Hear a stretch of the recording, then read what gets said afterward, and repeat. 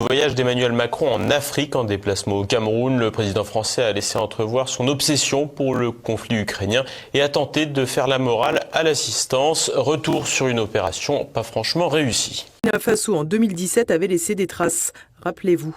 C'est quelque part, vous me parlez comme si j'étais toujours une puissance coloniale. Mais moi, je ne veux pas m'occuper de l'électricité dans les universités au Burkina Faso. C'est le travail du président.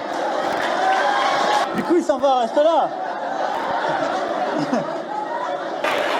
Occidentaux livrent des armes à l'Ukraine contre la Russie tout en soutenant qu'ils ne participent pas à la guerre. Mais ce sont les Africains qui sont hypocrites. Bah oui, c'est d'une logique imparable. À cela s'ajoute bien entendu le mépris macronien que les Français connaissent bien. En effet, si... Information. Et donc, la Russie en Afrique a beaucoup diffusé des fausses informations. Elle est en train d'ouvrir les officines que sont Ruchet ou des Spoutnik que nous venons d'interdire en Europe et dont nous savons combien elle diffuse des fausses informations sur le sol africain. Et oui, le président Macron est tellement pour la liberté de la presse qu'il est fier de rappeler quand il ferme des médias. Ben oui, là aussi, c'est une logique imparable. Emmanuel Macron ne pouvait pas terminer la conférence de presse sans parler du fameux groupe Wagner que les... Immigration et sécurité, le gouvernement Emmanuel Macron au Cameroun, près d'un an après le sommet Afrique-France de Montpellier. Le président français n'avait qu'une obsession, la Russie. Retour ensuite sur les lubies sécuritaires du ministre Darmanin et enfin une page sport cataclysme avec les JO de Paris 2000. La Russie, invitée surprise du voyage d'Emmanuel Macron en Afrique, en déplacement au Cameroun, le président français a laissé entrevoir son obsession pour le conflit ukrainien et a tenté de faire la morale à l'assistance. Retour sur une opération pas franchement réussie. Mardi, près d'un an après le sommet de Montpellier Afrique-France, le président de la République a entamé une visite en Afrique en commençant par le Cameroun. Après un détour auprès de l'ancien joueur de tennis en froid avec le fisc français Yannick Noah, retourné sur ses terres natales et installé dans le village d'Etoudi dont il est le chef, Emmanuel Macron a donné une grande conférence de presse avec le président du pays, Paul Biya. Le président Macron a annoncé une coopération entre historiens français et camerounais, sans doute pour la réécrire, dans le cadre d'une page mémorielle désormais incontournable.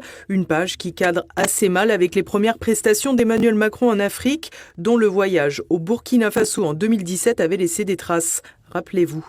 C'est quelque part, vous me parlez comme si j'étais toujours une puissance coloniale. Mais moi, je ne veux pas m'occuper de l'électricité dans les universités au Burkina Faso. C'est le travail du président. Du coup, il s'en va, reste là. Du coup, il est parti réparer la climatisation. Un spectacle qui n'avait donc pas particulièrement rendu populaire Emmanuel Macron sur le continent africain. Et si la conférence de presse à Yaoundé mardi a été davantage dans la correction protocolaire, sur le fond, un troisième invité obsédant, le président français, a occupé une large part des discussions, la Russie.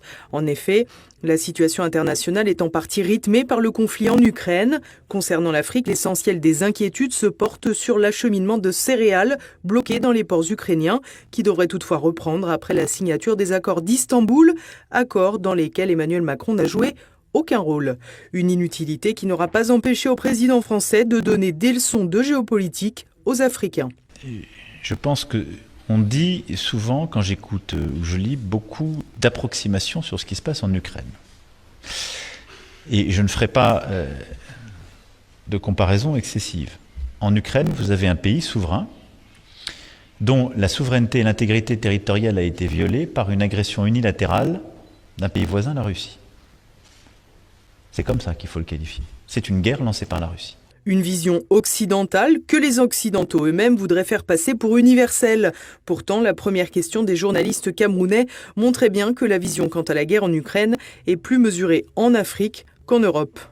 Monsieur le Président, les Africains et particulièrement les Camerounais sont témoins des concours financiers et de la qualité des matériels militaires que l'Occident apporte à l'Ukraine en guerre. Lorsque l'on sait que les pays africains en difficulté économique ou même en conflit ont du mal à recevoir pareille bienveillance, pareille assistance, Monsieur le Président, comment assumez-vous ces 2 poids, 2 mesures? Je vous remercie. En effet, pour beaucoup d'Africains, la place occupée par le conflit en Ukraine dans les discussions occidentales est pour le moment outrancier, à plus forte raison que les racines de la guerre sont en lien direct avec les procédés otaniens. Emmanuel Macron a d'ailleurs sorti son numéro de « En même temps » de mauvaise foi en toute quiétude. Le choix qui a été fait par les Européens, premièrement, n'est en aucun cas de participer à cette guerre, mais de la reconnaître et de la nommer. Là où je vois trop souvent de l'hypocrisie, en particulier sur le continent africain, je vous le dis avec beaucoup de calme et de sérénité, à ne pas savoir qualifier une guerre qui en est une et à ne pas savoir dire qui l'a lancée. En résumé, les Occidentaux livrent des armes à l'Ukraine contre la Russie tout en soutenant qu'ils ne participent pas à la guerre. Mais ce sont les Africains qui sont hypocrites. Bah oui, c'est d'une logique imparable. À cela s'ajoute bien entendu le mépris macronien que les Français connaissent bien. En effet, si les Africains ne marchent pas dans les pas de l'OTAN sur le conflit ukrainien, c'est uniquement parce que la Russie se livre à des pressions diplomatiques. Une déclaration qui rejoint le délire partagé par la Macronie sur l'influence permanente de Moscou sur le continent noir. En effet, Laurence Haïm, l'ancienne journaliste et ancienne porte-parole du candidat Macron, a fait une déclaration délirante dans la même veine. Il y a aussi un contrôle russe qui s'est fait là-dessus, et moi, il y a un chiffre qui m'a vraiment interpellé, c'est de voir que les Russes ont installé 15 000 universités en Afrique. La Russie aurait donc construit 15 000 universités en Afrique. Alors pour votre information, en France, il y a environ 70 universités. Et en Afrique, il y a 55 pays. Alors avec toute la bonne foi qu'on peut accorder à ces déclarations, lol, si chaque pays africain avait autant d'universités que la France, on arriverait péniblement à 3850 universités. Mais Laurence Haïm, elle sait que les Russes en ont construit 15 000. Bah voyons. Mais les Russes ne sont pas seulement derrière les pressions diplomatiques sur l'Afrique et dans l'essor universitaire, non, ils sont aussi partout dans les médias.